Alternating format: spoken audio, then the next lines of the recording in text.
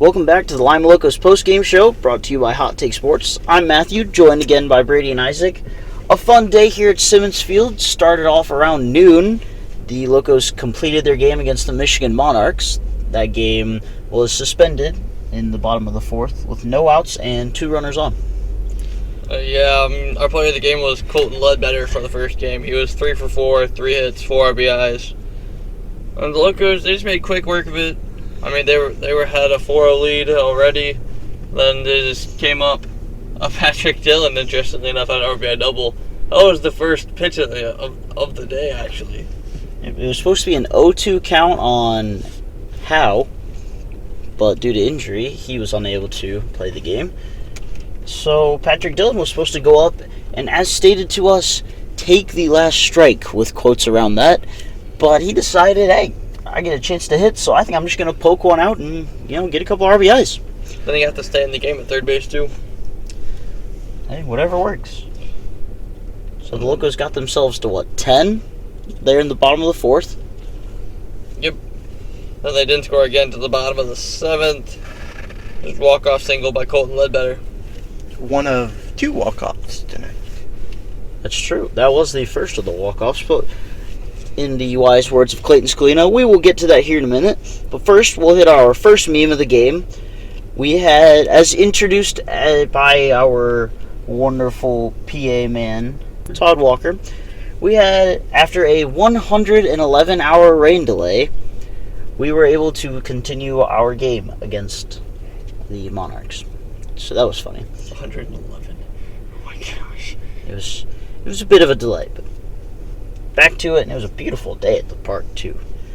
Not Great too weather. hot, and not any rain in sight. But, along with that, Miller Ladisau, was it in the fourth, or was it in the fifth? I believe it was in the bottom of the fourth, because Hudson subbed in the fifth. So in the bottom of the fourth inning, so the first inning back from this game, Miller Ladisau goes up to bat, and he pops out to the third baseman in foul territory.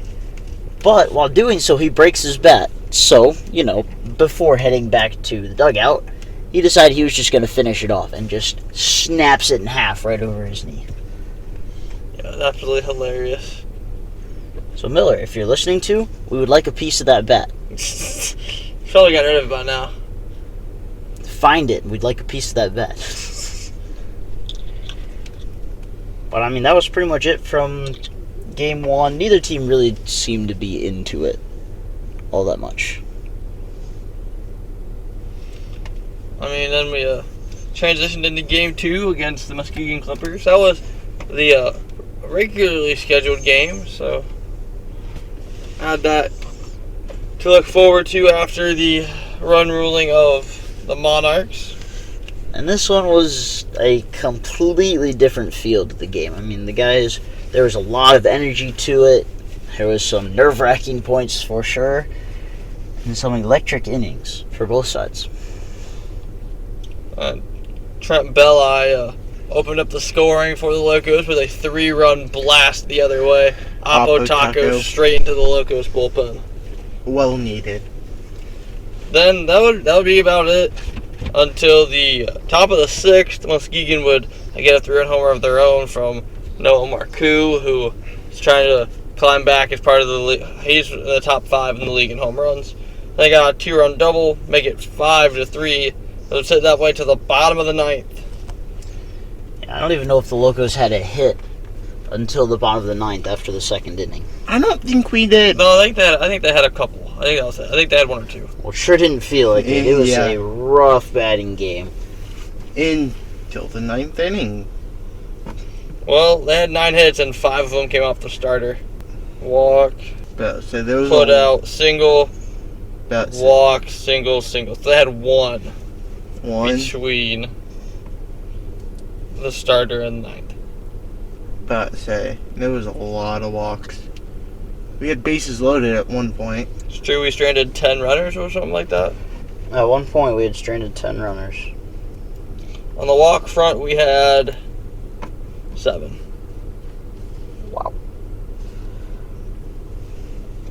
Which is too bad that the game went the way it did, because it was really a great outing for Kyle Mosley. I mean, he was really working his stuff well. His curveball was moving all over the place.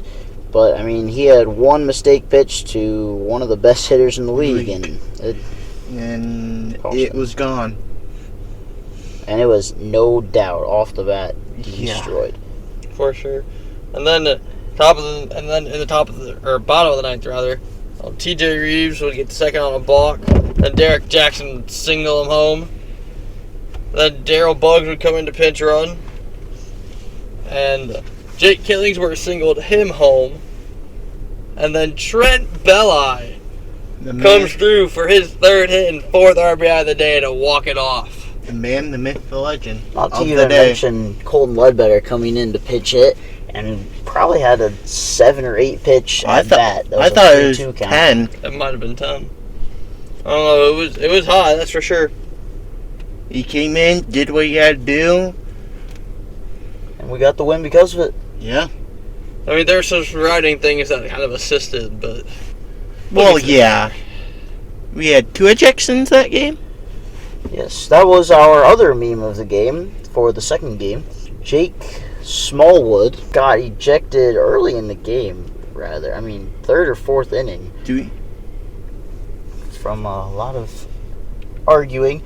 And most of it was called for. Obviously, we don't know what he said. But there was definitely some questionable calls. Would love to know. And it ended up going both ways. From what it was sounding, it was more of that's there and just holding the pitch where it was.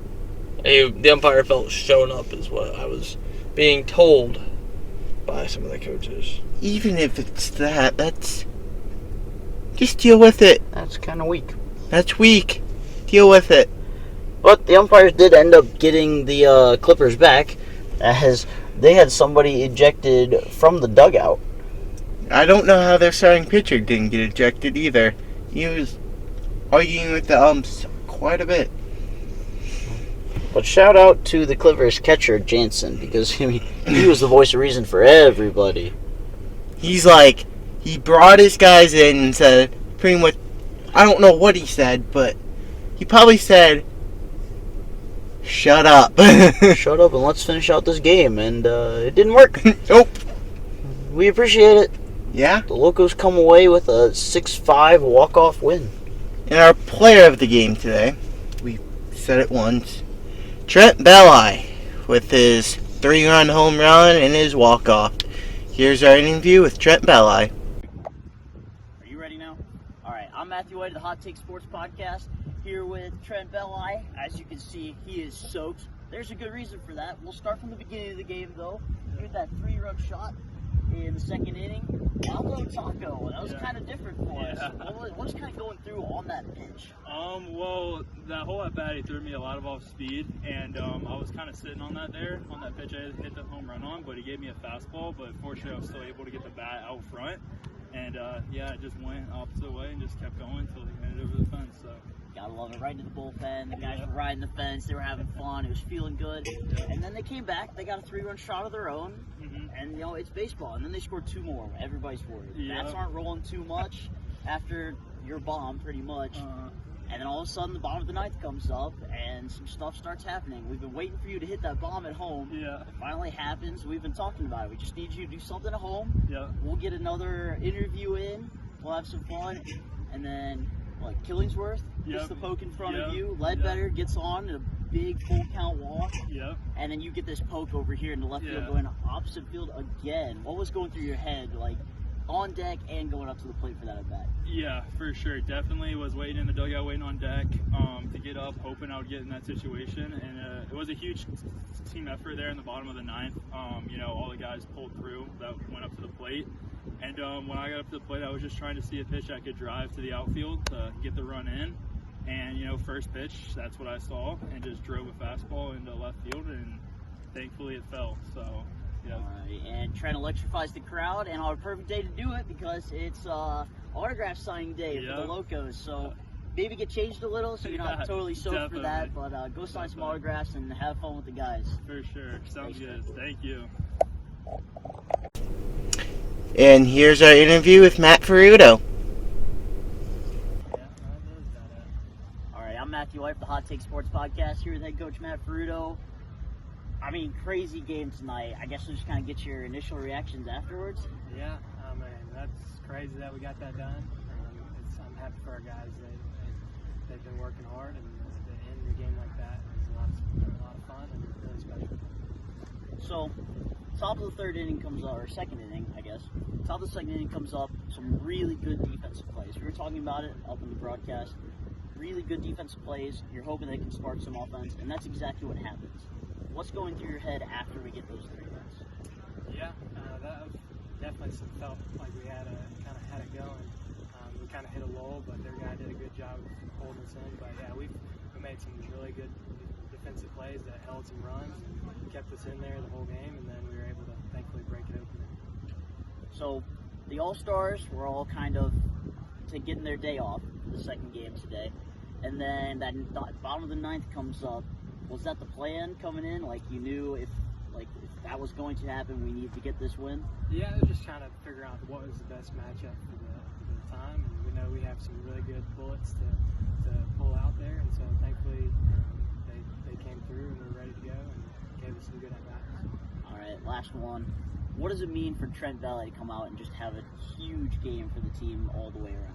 Yeah, he's done a great job. He's worked hard, and I'm really thankful that he's been able to do that and to have a day like that. It's pretty special. All right, Coach. Good luck in Sandusky tomorrow. Another game and a half, and that's it. Coach Matt Furuto. All righty. Thank you, Trent and Coach Ferruto, getting some fun words to close out that game.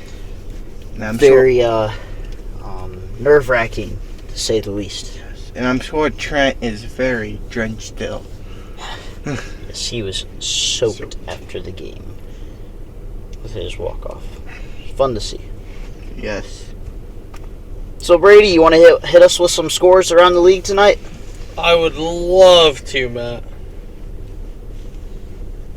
So, obviously, with our resumption, the Locos defeated the Monarchs today, 11-1, as we were just discussing.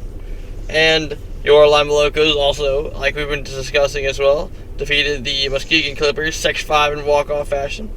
Then, elsewhere, in the South, the Richmond Jazz beat the Cincinnati Steam 12-2. Hamilton Joes beat the Ohio Marlins 3-1. And the Xenia Scouts and Ohio Bison are currently scoreless in the bottom of the second. Then in the North, Pierce Sandusky got another day off. Grand Lake beat Michigan 7-5. Jetbox took game 1 of the doubleheader against the Graders 12-1 and currently up 15-0 in the bottom of the fourth. The Graders in game are? 2. No, Jetbox is. Oh.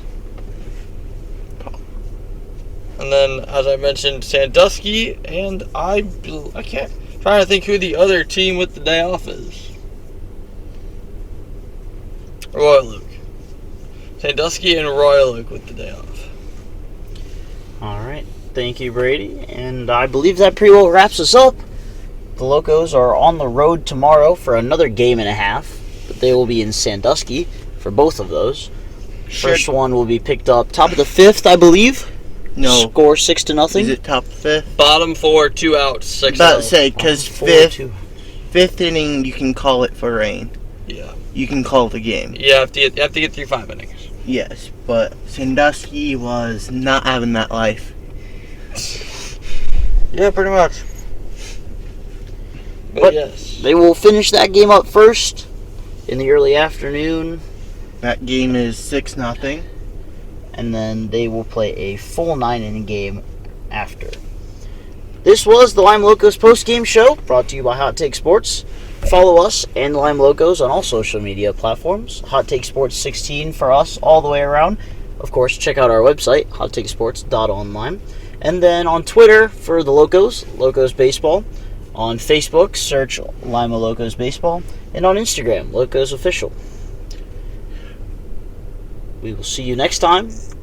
And remember, we are All aboard!